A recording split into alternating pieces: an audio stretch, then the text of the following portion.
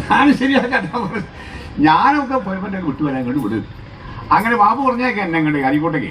ഇവിടെ നമ്മൾ ഉദയ ബീഡി കമ്പനി ഞാൻ വന്നപ്പോൾ സഖാവില്ല, അല്പം വിശപ്പുണ്ട്. അപ്പോൾ ഉദയ കമ്പനി ബീഡി കമ്പനിയിൽ ഒരു ബെഞ്ചിൽ അങ്ങനെ ചുരുട്ടി കിടക്കുകയാണ്. അപ്പോഴാണ് സഖാവ് വരുന്നത്, സീലൊക്കെ വരുന്നത്. അങ്ങനെ ഉടനെ കൃഷ്ണൻകുട്ടിയാണല്ലേ, കൃഷ്ണൻകുട്ടി ബാപ്പു പറഞ്ഞാച്ചല്ലേ, എന്നെ പിന്നെ ആദ്യം ഭക്ഷണം കഴിക്കാനായി. കാരണം കണ്ടാലേ തോന്നുന്നു ഭക്ഷണം കഴിച്ചിട്ടാണ്.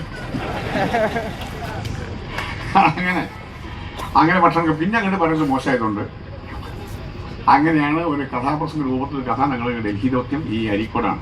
അപ്പം അരീക്കോട് നിന്നാണ് എൻ്റെ കഥാപ്രസംഗ ജീവിതത്തിലുള്ള ഒരു പര്യടനം തുടങ്ങിയത്.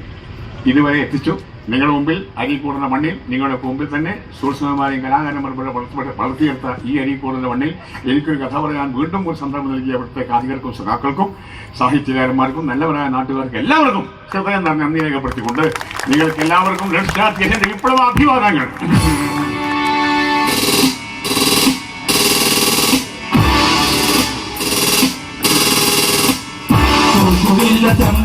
തോൽക്കുകില്ല ചെങ്കൊടി, തളരുകില്ല താഴുകില്ല ചെമ്പഴത്തെ കൊടി.